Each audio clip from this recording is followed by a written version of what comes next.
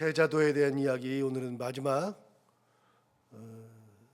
구절을 먼저 보시면, 너희 전대에 금이나 은이나 동을 가지지 말고 여행을 위하여 배낭이나 두벌 옷이나 신이나 지팡이를 가지지 말아라, 이렇게 이야기를 하십니다. 전도를 하러 나가면서 하루 만에 바로 돌아오면 이래도 됩니다. 금방 끝날 것 같으면 이래도 됩니다. 그러면 준비할 게 뭐가 있어요? 그런데 이 전도 여행은 하루 만에 끝나는 여행이 아니라 오랫동안 해야 되는 여행입니다. 그래서 11절에 보면 뭐라 그러냐면, 어떤 성이나 마을에 들어가든지 그 중에 합당한 자를 찾아내어 너희가 떠나기까지 거기서 머물라 라고 이야기하죠. 그러니까 하루 만에 끝나는, 한나절 만에 끝나는 그런 전도 여행이 아니라 며칠씩 가야 되고 혹은 몇 달씩 가야 되고, 그렇게 해야 되는 것이죠. 사도 바울의 전도 여행은 한 번 가면 몇 년씩 걸리기도 했었죠. 당대의 전도 여행은 차를 타고 가는 게 아니라 무조건 걸어서 가는 것이고, 걸어서 간 만큼 또 돌아와야 하니까 그만큼의 시간이 많이 걸립니다. 언제 돌아올지 모르는 여행. 그렇다 그러면 그 여행에 필요한 것을 준비를 해야 되죠. 우리 당장 1박 2일만 여행을 간다고 해도 이런저런 짐을 막 챙기게 되죠. 특히 외국 같은 데 가면은 막 준비할 것들이 굉장히 많죠. 그런데 오늘 예수님께서는 뭐라 그러시냐면, 전도의 길을 떠나는 그 제자들에게 너희가 전대에다가 금이나 은이나 동을 거기다가 가지고 가지 말아라. 즉 필요한 돈을 가져가지 말라, 그 얘기입니다. 아니, 도대체 이게 말이 안 되는 얘기죠. 어떻게 몇 박 며칠 또 그 많은 기간을 가 있어야 되는데 어떻게 전대에다가 돈을 준비하지 말라고 하시는가, 이해가 되지 않습니다.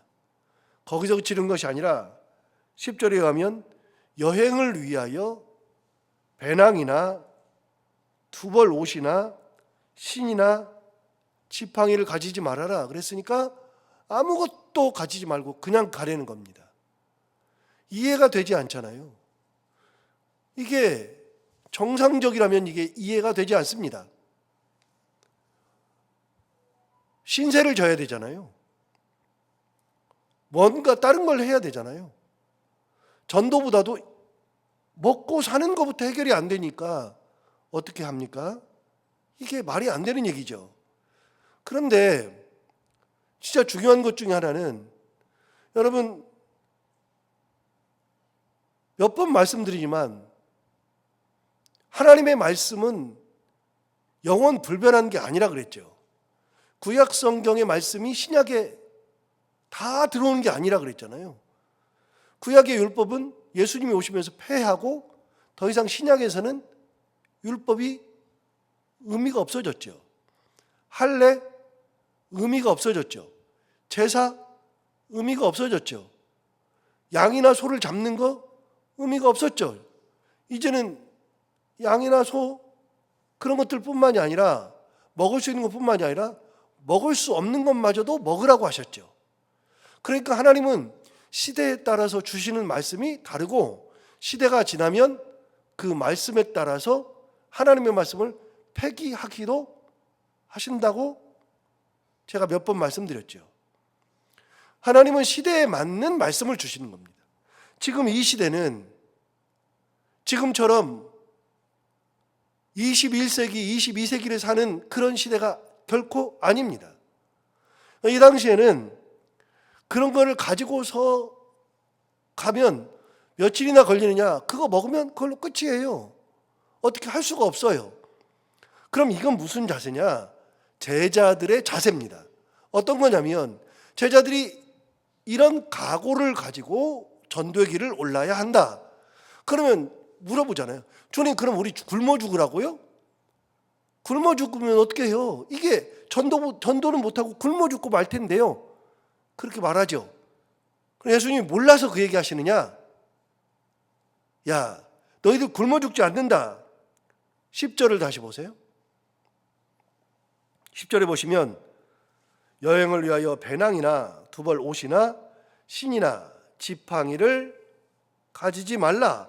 그 다음 뭐라 그러냐면 이는 일꾼이 자기의 먹을 것 받는 것이 마땅함이라. 여러분, 일꾼이 자기의 먹을 것 받는 것이 마땅하다는 건 뭐예요?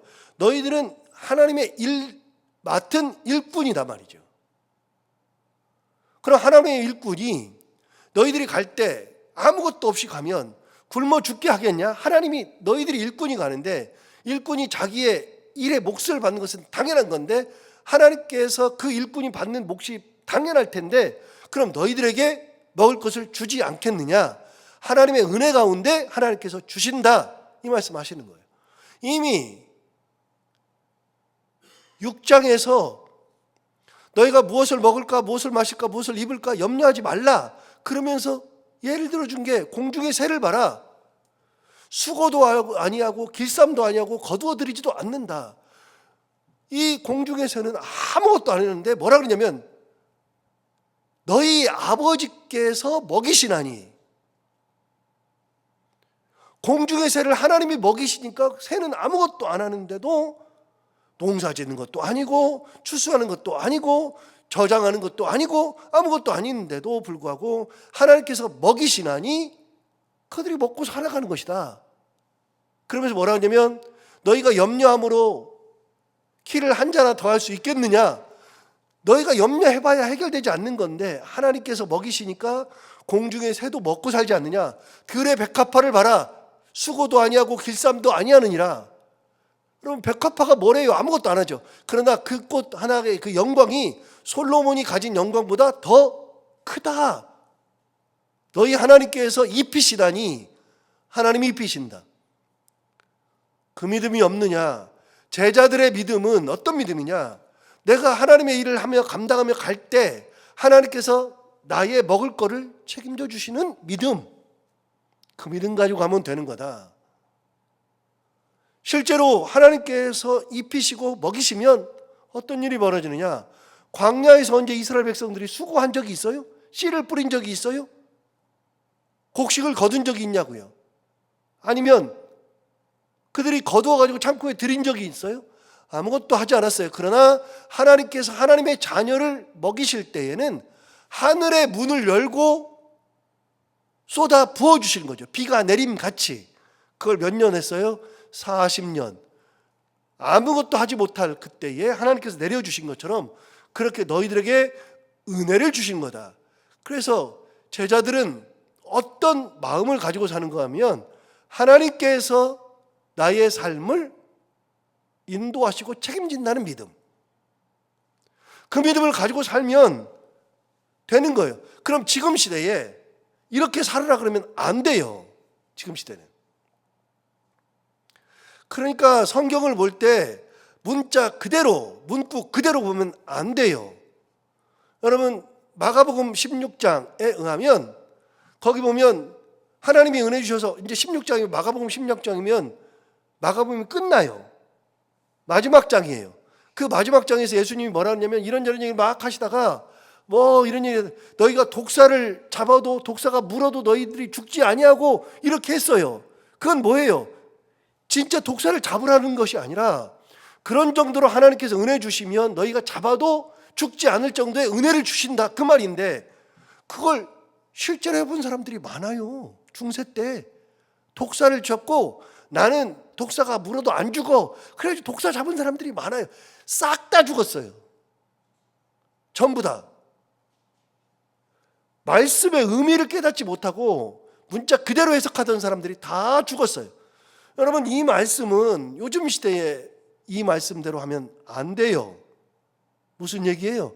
이렇게 갈 때에는 하나님의 제자로 살아갈 때, 하나님의 자녀로 살아갈 때 하나님께서 은혜 주시면 내가 먹을 것을 염려하는 것이 아니라 나는 하나님의 최선을 다하면 하나님께서 나의 먹을 것을 책임지시고 나의 삶을 인도하신다는 그 믿음으로 가라, 그 말이죠. 요즘에 이랬다가는 큰일 나요. 말도 안 돼요. 요즘에. 이게 제자도예요. 제자도는 뭐냐? 하나님께서 내가 충성되이 감당하면 하나님께서 나의 삶을 인도하신다는 믿음. 그래서 아무것도 가지지 말래요. 너희들이 일꾼이니까 일꾼이 품삯을 받는 것은 당연한 것이고 너희는 하나님께서 먹이시고 입히신다. 준비할 필요 없다. 자, 그 다음에 보면 11절도 보세요. 11절에 어떤 성이나 마을에 들어가든지 그 중에 합당한 자를 찾아내어 너희가 떠나기까지 거기서 머물라. 대책 없죠. 이것도 진짜 대책 없죠. 여러분, 하룻밤 자는 거야 신세 질 수 있습니다. 그런데 하루가 아니라 한 달이 되고 1년이 되면 그 집에서 어떻게 신세를 집니까? 그런데 하나님, 예수님 뭐라 그러세요? 너희가 떠나기까지 거기서 머물라. 그 말은 그런 자세를 가지고 어느 집에 가든지 하나님의 말씀을 감당하면 너희가 묵을 곳도 하나님께서 인도해 주신다. 그 믿음 가지고 가거라 그 말이죠. 1년 동안 있어라 그 말이 아니라 믿음 가지고 가거라. 자, 제자의 기본은 뭐냐? 믿음이에요. 믿음. 어떤 믿음? 내가 하나님의 말씀대로 가면 내가 준비하지 않은 것이라 할지라도 하나님 준비하시고 내가 최악의 상황이 되면 하나님께서 그 상황을 인도하시고 그게 제자도의 믿음이에요. 그렇게 살아라는 것이 아니라 믿음을 가지고 살아라. 믿음을 가지고 살면 하나님께서 인도하신다 그 말이죠. 자, 12절 또 그 집에 들어가면서 평안하기를 빌라. 이거 유명한 말씀입니다. 그 집에 들어가면서 평안하기를 빌어라. 그러면서 뭐라 그러냐 13절 그 집이 이에 합당하면 너희 빈 평안이 거기 임할 것이요 만일 합당하지 아니하면 그 평안이 너희에게 돌아올 것이니라. 예수님께서 사람을 만나거나 집을 들어가거나 할 때 제자들에게 말씀하신 것에 첫 번째는 뭐냐? 누구를 만나든지 어느 집에 들어가든지 평안을 빌어주어라. 가장 귀한 게 뭐냐? 평안을 빌어주어라. 그러면 예수님도 그랬어요? 예수님 어느 집에 들어가든지 그랬어요? 잘 몰라요. 모르는데 예수님이 부활하신 다음에는 이런 적이 있어요. 예수님이 부활하신 다음에 요한복음 20장 한번 가볼까요? 우리 잘 아는 말씀, 제가 설교를 몇 번 했는데 요한복음 20장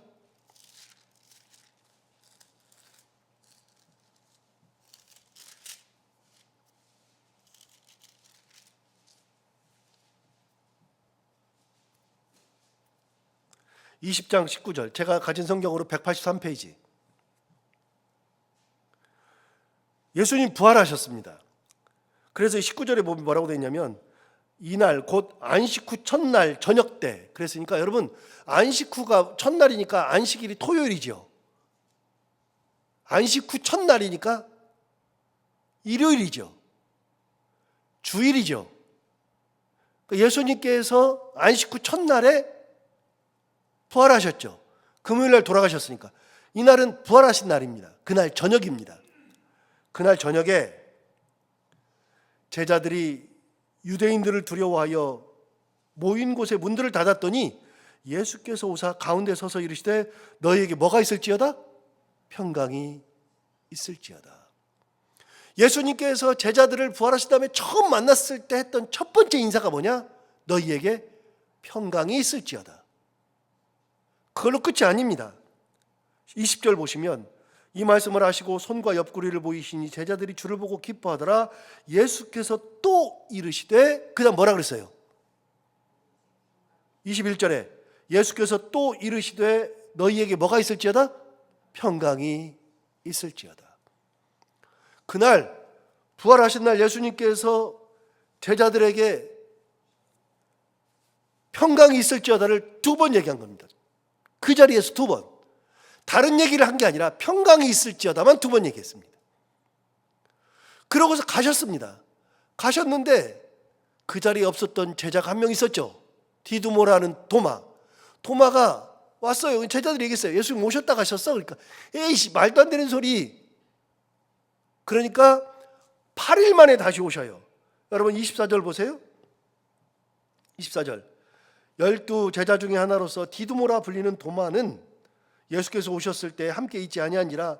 다른 제자들이 그에게 이르되 우리가 주를 보았노라 하니 도마가 이르되 내가 그의 손에 못자국을 보며 내 손가락을 그 못자국에 넣으며 내 손을 그 옆구리에 넣어보지 않고는 믿지 아니하겠노라 하니라. 그래서 도마가 안 믿겠대요. 말도 안 되는 소리라 그랬어요. 그런데 26절 보세요.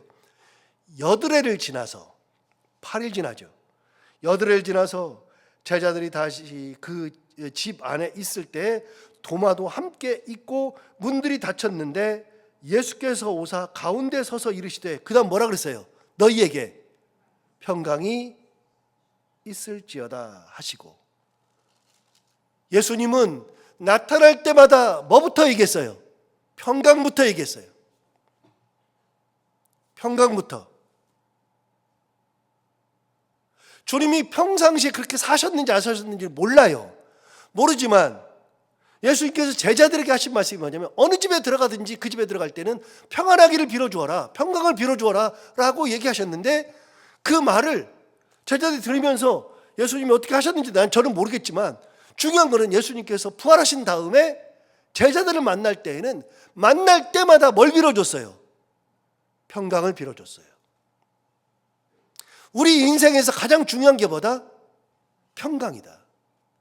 여러분, 마음에 평강이 없으면 갑자기 화가 나면 미쳐 죽어요.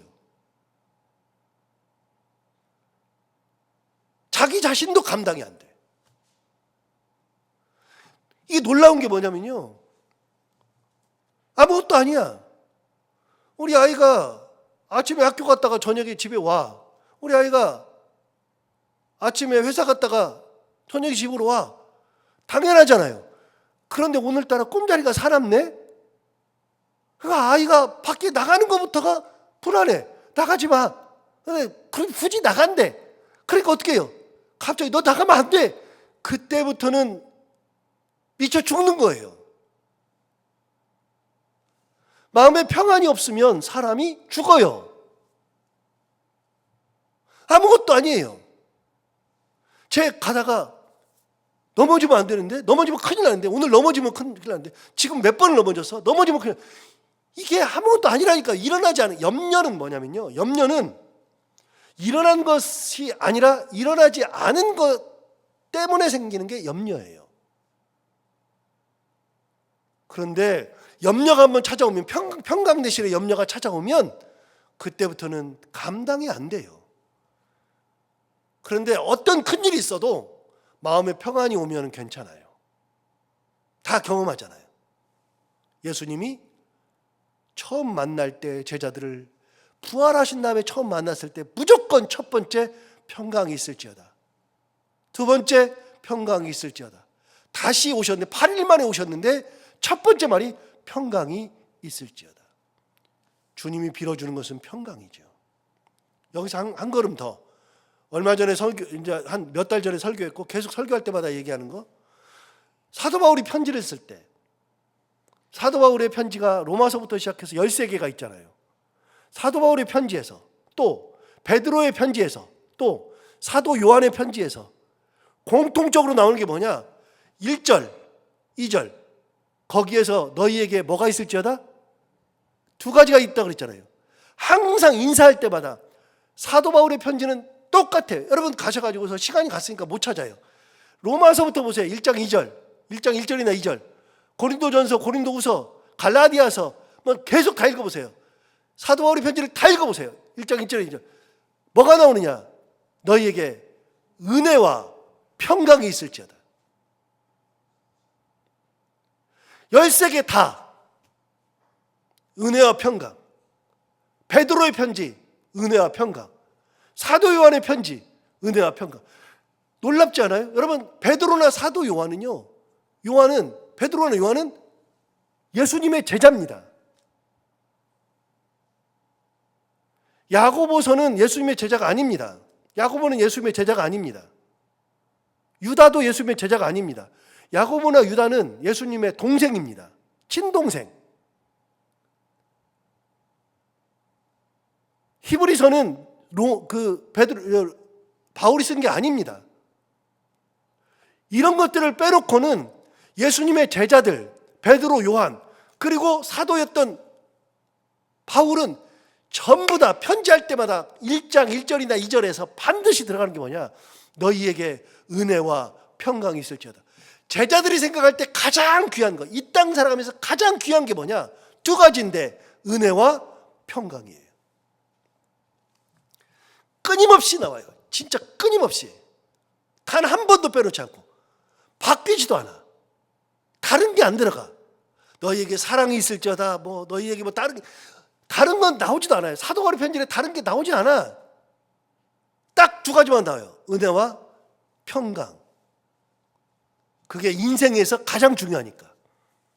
편지할 때마다 꼭 나오는 게 은혜와 평강이죠.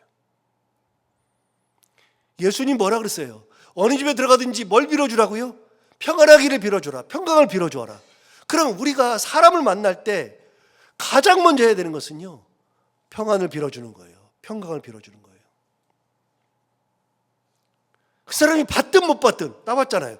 받으면 내가 빈 평안이 그에게로 들어갈 것이고, 그 사람이 받지 않으면 튕겨져 나오면 빌어준 나한테 돌아오는 게 평강이에요. 그래서 예수님께서 사람을 만날 때 저주하라고 한 적이 없어요. 저주하라고 한 적이 없어요. 중요한 거예요. 왜 제가 이 얘기하냐면, 어떤 목사님들, 같은 목사인데 그렇게 말하면 안 되는데, 상담하거나 하거나 무슨 얘기하면 막 저주를 하는 분들이 있어요. 특히 이렇게 이단 같은 경우는 막 사람을 저주해요. 너는 그러면 가서 꼬꾸라져 죽는 데일지, 암 걸려 죽는 데일지, 사고나 죽는 데일지, 왜 그런 저주를 퍼부어대는지 몰라요. 그럼 막 그게 무서워. 성도들은 목사가 말하니까 너무 무서워요. 막 무서워가지고 막 덜덜덜 떨어요. 제가 얘기하잖아요. 덜덜 떨지 말고 저한테 오라고요. 제가 평안을 빌어줄 테니까. 저주를 대적하는 기도를 할 테니까. 여러분, 사람들은 저주의 대상이 아니라 평안을 빌어주는 게 대상이에요. 누구를 만나든지 평안을 빌어줘요. 그러면 그 사람이 악한데 내가 저주를 빌었다, 저주했다, 내가 못된 사람이에요. 그런데 악한데도 내가 평안을 빌어준다, 하나님의 은혜로 평안을 빌어준다, 그러면 그 사람이 받을 만한 사람이면 평안이 가지만, 악한 사람이면 튕겨져 나오겠죠. 나한테 오는 거예요. 은혜가 나한테 오는 거예요. 은혜가. 하나님의 은혜가. 하나님 뭐라 그러세요? 잘했다. 그런 사람한테마저도 잘했다. 잘한 거예요. 어렵더라고요. 어려운데 그렇게 하래요. 이게 제자예요. 제자는,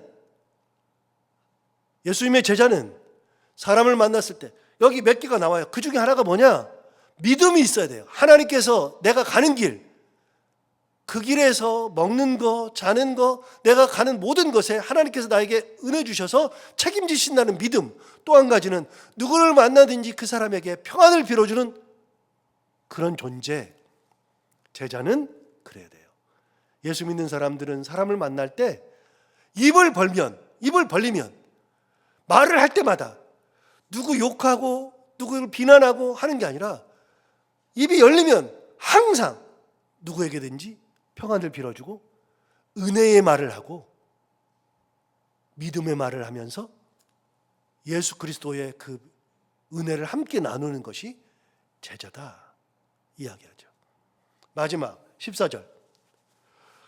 누구든지 너희를 영접하지도 아니하고 너희 말을 듣지도 아니하거든 그 집에서, 그 집이나 성에서 나가 너희 발에 먼지를 떨어버리라. 무슨 말이에요? 거기 오래 있을 필요 없다. 그냥 먼지 떨고 나와라. 안 받으면 나와라. 우리는 그러면은 좌절하죠. 창피하죠. 약간 창피함이 있죠. 그럴 필요 없다. 그럴 필요 없이 먼지를 떨어버리고 나와라. 그냥 그분은 그게 믿음이니까 그 믿음대로 놓고 다시 또 가서 또 나가서 또 전도하고 또 사랑을 나누고 은혜를 나누고 평강을 빌어주고 또 가서 해라. 그 사람에게 맞는 사람이 있어. 너의 복음을 받아들이는 사람이 반드시 있다. 그러니까 그것 때문에 너무 괴로워하지 말고 먼지를 떨어버리고 그냥 나와라. 미련 갖지 말아라. 그 말이죠. 요거는 할 얘기가 더 많은데 이거는 더 이상 하면 시간이 안 되니까 15절 보세요. 그렇게 너희를 영접하지도 아니하고 말을 듣지도 않는 사람들은 어떻게 되느냐? 15절. 내가 진실로 너희에게 이르노니 심판 날에 소돔과 고모라 땅이 그 성보다 견디기 쉬우리라. 그 사람들은 심판 당할 때 소돔 고모라보다도 더 심하다. 여기서 잠깐, 소돔 고모라가 어떻게 멸망했어요? 유황불에 멸망당했죠. 유황불에 싹 다 멸망당했죠. 예외 없이. 받지 아니하는 사람들은 유황불에 멸망당하는 거예요. 그거는 자기 몫이지 너희들의 몫이 아니다. 너희들의 몫이. 끝까지 너희는 복음 전도자의 사명, 제자의 사명으로 살면 된다. 이렇게 말씀하시죠. 오늘 귀한 말씀을 주시는 거예요. 믿음으로 살아야 된다. 믿음으로 가거라. 두 번째, 누구를 만나든지 평안하기를 빌어주어라. 평안이 가장 중요한 것이다. 오늘 이 예수님의 말씀을 기억하고 우리도 이 믿음 가지고 평안을 빌어주며 참 제자의 삶을 살아가는 우리 모두가 다 되기를 바랍니다. 기도하겠습니다. 하나님 아버지 감사합니다. 오늘도 귀한 말씀 우리를 깨우쳐 주시고 우리에게 은혜 주셔서 감사합니다.